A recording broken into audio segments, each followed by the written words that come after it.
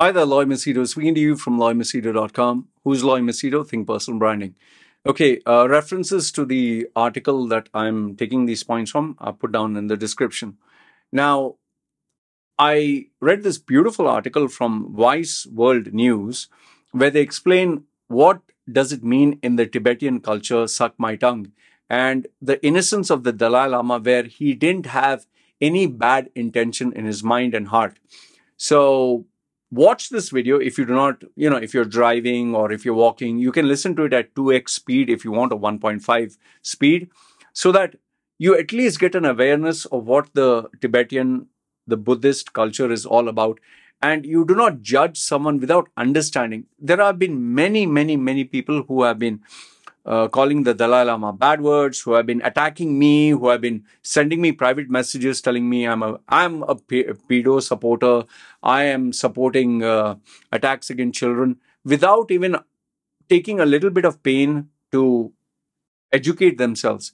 It's very easy to look at a 2-second or 5-second clip and judge someone, but it takes a lot more discipline to review a video in its entirety, look at a 1-hour video and educate yourself. So please, my request to you is watch this here, listen to this video. There's nothing to watch when you're walking, jogging or driving. And then after you watch the entire video or listen to the entire video, then you judge. That's all I request. And after that, put your comments down below and tell me if what I'm saying is right or wrong. Okay, so this one is taken from Vice World News.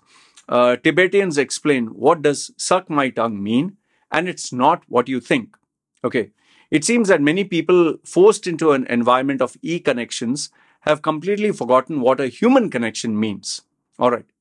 So the viral video showing Dalai Lama asking a kid to suck his tongue and the subsequent public outrage has left hundreds of Tibetans to come out and tell the world, listen, this is not what it sounds like.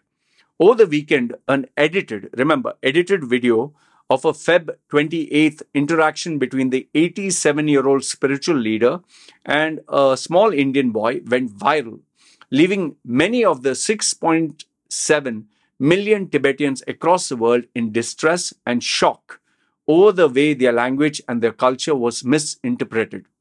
In the video, the boy is seen asking for the Dalai Lama for a hug, following which the leader blessed him and then asked him to kiss him and stuck out his tongue saying, suck my tongue. People across the world are blaming the Nobel Peace Prize leader for behaving inappropriately and even calling him a pedophile. Tibetans told Vice News the meaning of the common expression used to tease and teach children is completely lost in cultural interpretation and its English translation. The correct phrase in Tibet for this joke is chilisa, or I don't know if I pronounced that right, which roughly translates to eat my tongue. English is the Dalai Lama's second language. Now pay attention to this part.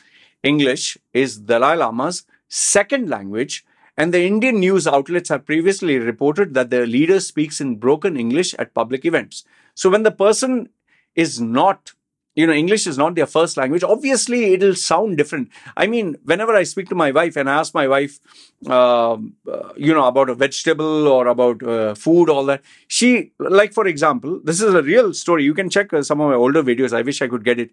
She doesn't say watermelon. She say water lemon. She doesn't say 15, she says 15. And there is one vegetable in Thai, it's called faktong. Really, I'm not exaggerating, it's called faktong. Like, for example, the private parts, she calls mine, like for example, mine, it's called a worm. Let's not get into the dirty-minded thing, but she says, your worm. She calls for men, they are worm. Or, and sometimes when she wants to say it's big, she says, oh, it's big snake. See, I know this sounds funny. And even breast, for example, breast, she says milk. She calls it milk. Now, why I'm sharing all this with you is people have different translations when you go to different cultures. Like, for example, in the Thai, I've been in Thailand for so many years. You'll be shocked to know when someone is fair, white skin, they call that person beautiful. But if you're dark skinned, they call you ugly. And there is even a actual textbook that shows a white person with a white face, handsome, and the same person with a dark skin said ugly. I don't know if they have discontinued this textbook, but there is this fascination about all this. Anyway, keeping that aside, what I'm trying to make you understand is when you translate a language to another language, it might sound bizarre. And when you try to construct a full sentence, the grammar will be all over the place and the pronunciation will be crazy. Sorry, I mean the meaning will be totally, off the charts. It'll not even make sense. So here it says, in 2000, the Dalai Lama was quoted by an Indian Express saying that he started to learn English at the age of 48. Broken English helps me communicate better, creates laughter when I make mistakes, he is quoted as saying. In the YouTube video, which I have taken my context from the first video, and the second one, which is currently waiting appeal, and I don't know why it's demonetized, that's why it's not yet published. Jigme Ugan, a second-generation Tibetan refugee living in the US, explained how this display of affection was born out of a game played between the Tibetan elderly and their children. Kids who grew up with their grandfather, for instance, are asked to kiss their grandfather's forehead, touch their nose, and kiss them. Like I've told you, my wife's culture is where she actually washes my feet and she kisses my feet. It happens once a year. This happened a few days ago. Even my baby was made to wash my feet and kiss my feet. Now, if you are a foreigner and you look at it, you'll be like, what a bastard, man. He's treating his wife like a maid or a servant and he's making his children worship him. Yeah, because you do not know the culture. No? In India, the wife puts her head on the husband's feet, okay? And they do that same for their parents. Now, if you're a Westerner and you did not know this, you'll be like, what the hell is this? It's very easy for Westerners to say, oh, namaste, namaste, oh, the chakra, the ashram. They can say all these things, but they do not know the culture, man. In the same way, when someone goes to Saudi and sees a lady who's wearing black, or you see, what do you call that, an Indian or someone with, let's say, born in the East, goes to the West, and there, Germany, you see ladies and men walking naked on the beach, totally naked. You'll be shocked. There is a cultural shock. So, is that okay? And this is vulgar and dirty? Who gave the West the mantle to decide you're vulgar, you're dirty, you're acceptable, you're bad? This is rubbish. I mean, every culture is different. Every language is different. And you can't translate everything into English and expect everything to make sense, man. Then the grandfather says that I give you everything. So the only thing left for you to do is eat my tongue. Okay. Now, Ugan said, the child probably never gets candy or money, but a beautiful lesson about life, love, and family. Now, eat my tongue, not in the sexual connotation, mind you. Now, here is a beautiful screenshot which I want you to read. Okay. Just pause the video and read this. It says, eat my tongue, the Tibetan phrase che la sa. A key point missing. In the Tibetan culture, it is common to see the old grandparents not only give a pop kiss to small children, but also give a small candy or piece of food to children from their mouth, directly mouth to mouth. This may not be a norm for your culture, but this is commonly done.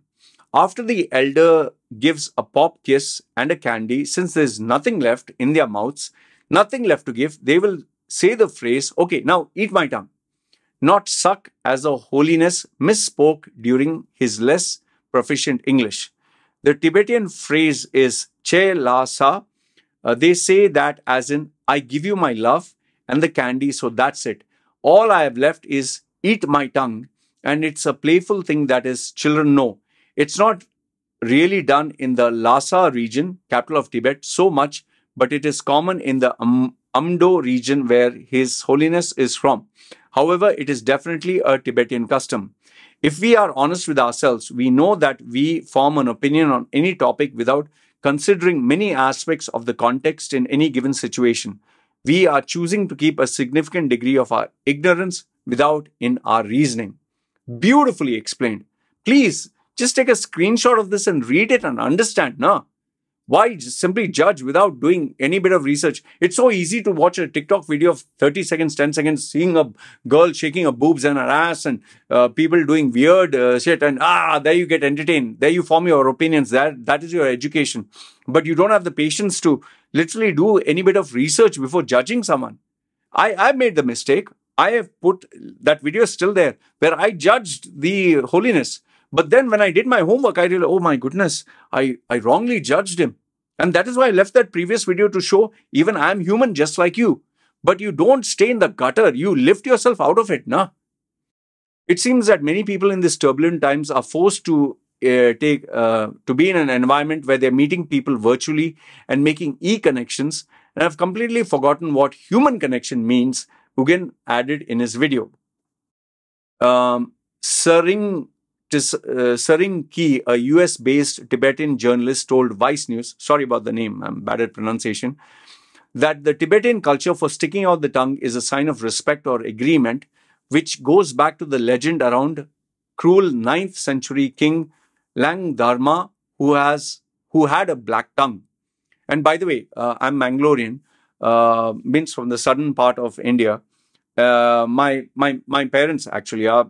I was born in Mumbai, and from a very tiny age, I was in Dubai. So that's why I say born and raised in Dubai. So anyway, the Mangalorean culture, they always have this thing.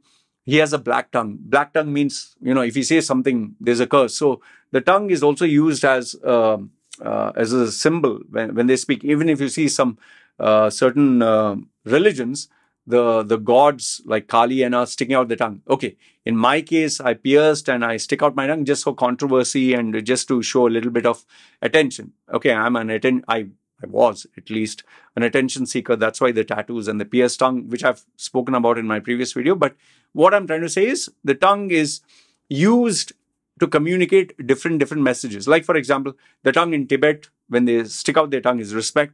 If you stick out your tongue to a Japanese, it is very rude. It's like disrespect.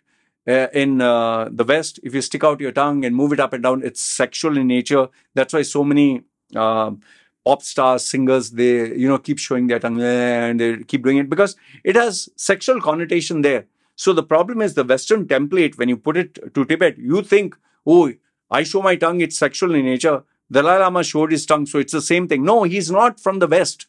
He doesn't follow your culture, religion, beliefs, man. Okay, then, since then, people have shown more of their tongue in a way of saying, not like Lang Dharma, she said. It's a sign of blessing, she added. When a kid wants to hug an elderly man, the old man compiles and gives a kiss as a grandfather or a father would and plays with the kid. Kai Sang, who goes by one name, is a Tibetan feminist educated in India, told Vice World News that suck my tongue in Tibetan is also a game for elders to deter cheeky kids from pestering them. The word suck in Tibetan language is jip, J-H-I-P, jip. And this is not a word that is sexualized in our culture, she said. Kai Sang works for the prevention of child sexual abuse in Tibet and Himalayan communities and said that it is distressing to see an innocent expression in their culture being equated with the acts of pedophilia. And especially a person like Dalai Lama, man, he's 87 years old. He has given his entire life, 64 years being in exile for people. You think this one is the thing in his head? And that also in a public forum, that also, he took his time. He's giving his love to everyone. And this was nationally televised. You think, if he really wanted to do something dirty or vulgar, he couldn't do it privately. How many celebrities, from Jeffrey Epstein to all these celebrity stars and all that, show a very decent image outside there? So even the politicians like Bill Clinton, all that, very decent outside. Behind closed doors, we don't know what the hell they're doing. So you'll judge someone for being their natural, playful self. But these other people are saints?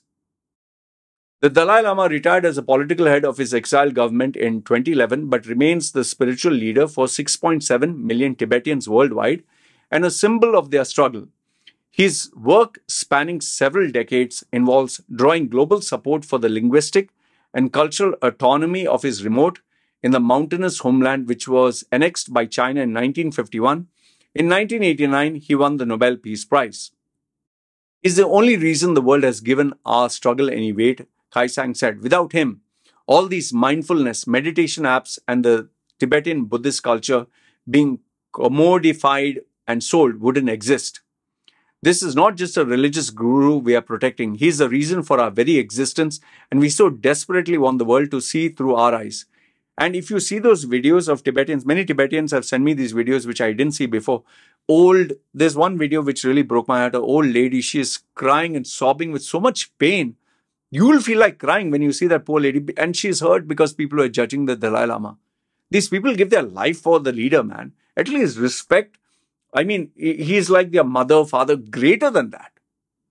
And for you, a keyboard bloody warrior sitting behind, oh, pedophile, bad words and all that. And that was a fake account. I mean, what are you doing, man? And then there are some people who give their real account. I understand that you're against pedophilia. I understand that you're against pedophiles. Even I am. I have told you this before, that I was sexually molested and raped when I was a small child. You think I'm promoting it?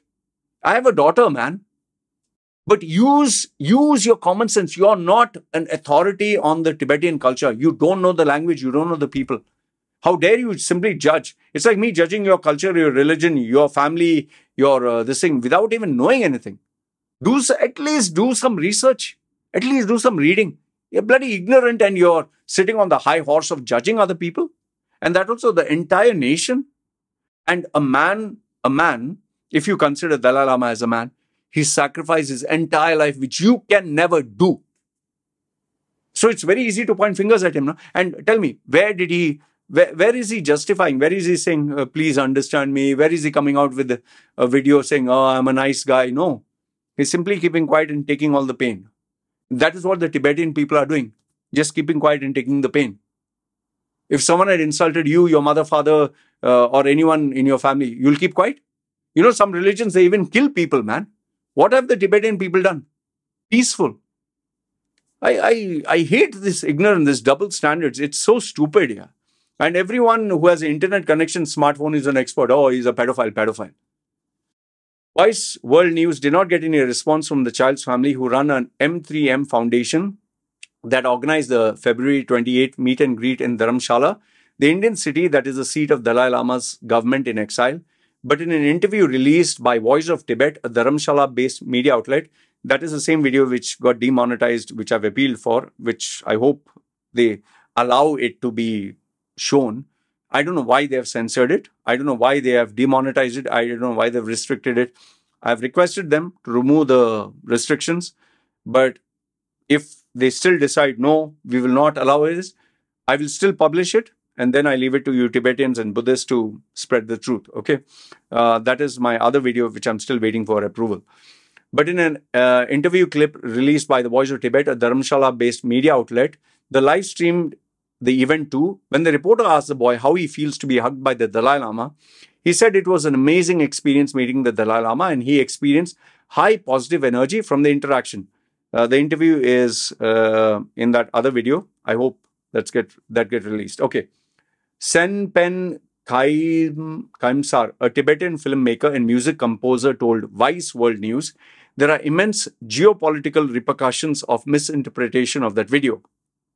Everybody knows China is behind this, he said, without giving any evidence that China was involved. Okay, which we know how TikTok is being operated.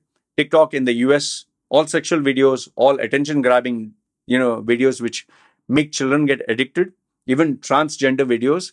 But in China, TikTok is heavily regulated for only national-based themes and education. After a particular time, you're not allowed to watch TikTok in China. So imagine a Chinese app, double standard. So we know this exists, okay? And also, every country in the world censors and regulates media. So don't act like, oh, I didn't know this. At a press conference on Thursday in Delhi, Penpa Sering, a political leader in the exiled Tibetan government, said their investigations show pro-Chinese sources being involved in making the video go viral. I've spoken about this in my previous video, how before China had censored all searches for Dalai Lama. And if you search, you can be put in jail, and even if you use a VPN. But ever since this clip was released, they have allowed people to freely search in the Chinese search engines about Dalai Lama. And in fact, they are even busy promoting and encouraging people to watch this video, judging him. The political angle of this incident cannot be ignored, he said. Tibetan human rights groups have previously documented online campaigns aiming to discredit the Dalai Lama and paint occupied Tibet as contented and idyllic Chinese province. Idyllic, sorry. Okay. The most prominent campaign is called the 50-cent Party. Internet commentators who paid Wu Mao or 50 US cents by Chinese authorities to post pro-China messaging. In 2020, the army was linked to 7,000 troll attacks and over 50,000 comments at a Geneva forum run by Tibet Parliament in exile. So you see, I told you this, no? Today, the wars are not being fought by weapons, tanks, planes, missiles, bombs. They are being, they weaponize social media, because today everybody sits at home with their phone and keeps scrolling. That's the best way you can get information being passed on, something that's viral and sensational. And remember, the shorter the video, the more you have to ignore it and check the context. The session was on persecution of religious minorities, Tibetans, Buddhists, Uyghur Muslims, Christians, and Falun practitioners in regions under Chinese control, which we know for a fact China does not want certain religions, especially, I think, Islam and Tibetan Buddhists. I didn't know this, but I'm surprised there also. In his YouTube video, Ugan linked the virality of the significant development last month, where the Dalai Lama named a Mongolian-born American boy as the third highest spiritual leader in Tibet Buddhism. It seems that after that boy was anointed as the next Dalai Lama, then the attacks increased. China was very pissed off with that. China has consistently asserted its role in choosing the next Dalai Lama and to have this position enshrined in Chinese law. The ceremony shook them to speculate that the now retired Dalai Lama still continues to remain as a political religious force to reckon with across the Buddhist nations, including Tibet, said Ugen. The video surfaced literally 1 week after the ceremony. The timing was once again like clockwork to sway the public's opinion about the Tibet and His Holiness. Ugen said that the horrifying accusations of troll, media and influences have clearly led and paid for by China. China has successfully weaponized social media at an unprecedented scale. The most successful propaganda is the one that doesn't pose as such. Finally, they gave that image of the Dalai Lama sticking out his tongue and saying, "Eat my tongue." Okay, we censored the boy's image. See, overall, what I want to tell you is, please use a little bit of common sense. Please use a little bit of, at least do your research.